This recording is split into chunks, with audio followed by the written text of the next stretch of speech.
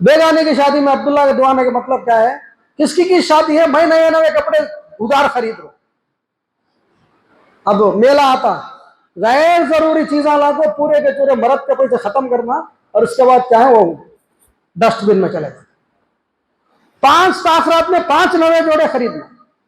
अगर ये 4 हमें अल्लाह की राह में खर्च करते, 4 जोड़े के कपड़े अल्लाह की राह में खर्च करते, 10 रुपए भी अल्लाह की राह में दिए होते, अल्लाह तबारक ताला हमको बड़ा चढ़ाकर जिंदगी में अता कर।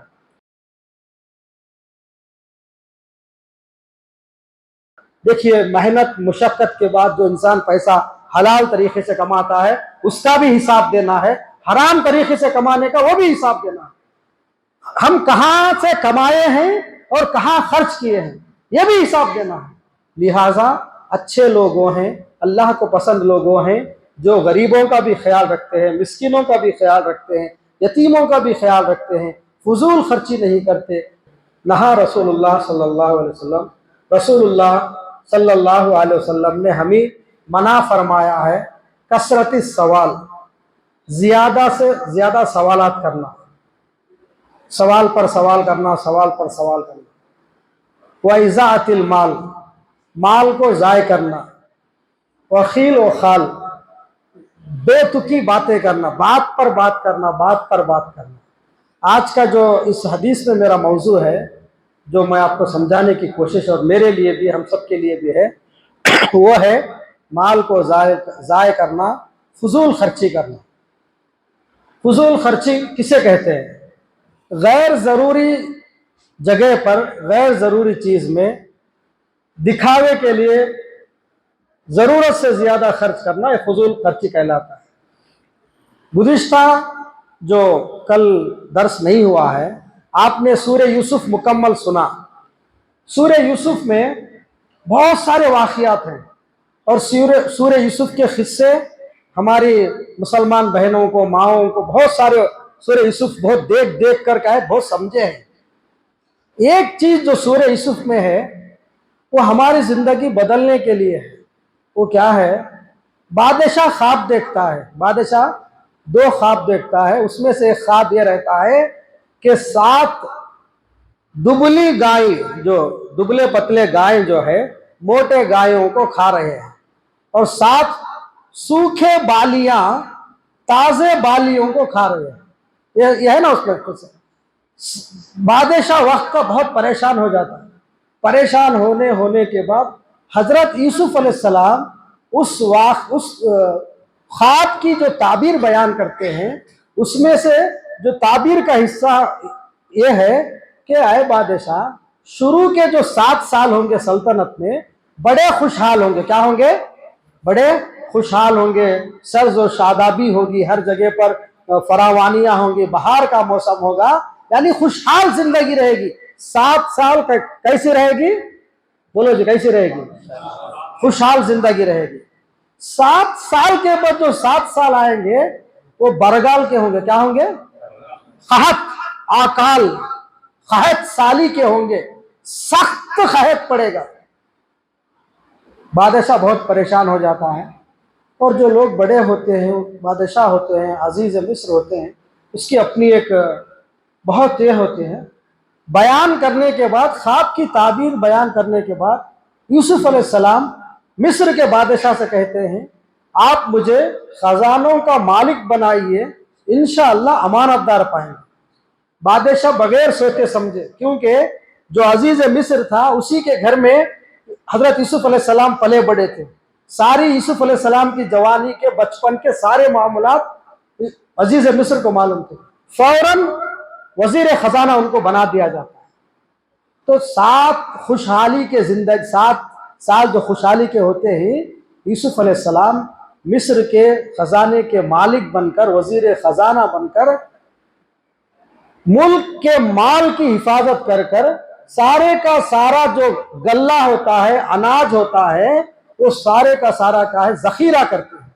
बालियों के साथ, घास के साथ जखीरा करते हैं, उसकी हिफाजत करते हैं। 7 साल हिफाजत करते हैं। उसके बाद जब कहत का जमाना शुरू होता है, हजरत यूसुफ अलैहिस्सलाम वही जमा शुदा, जो जखीरा शुदा जो अनाज था, غذائی اجناس تھے، وہ رعایا میں تقسیم کرنا شروع ہوتے. قحط کے 7 سال اچھے انداز میں بغیر تکلیف کے، بغیر اس سے گزرتے ہیں. اس واقعے سے کیا معلوم ہوتا ہے؟ اللہ تبارک و تعالی ہماری زندگی میں خوشحالی کا بھی وقت لاتا ہے، اور کبھی کبھار ہماری حرکتوں کی وجہ سے ہماری خوشحالی بدحالی میں بدل جاتی ہے. بدحالی میں کیوں بدلتی ہے؟ جو آخر رکعت کی جو آخری آیت تھی، وَلَا تُبَذِّرُوا إِنَّ الْمُبَذِّرِينَ كَانَ إِخْوَانُ الشَّيَاطِينِ. فضول خرچی مت کرو.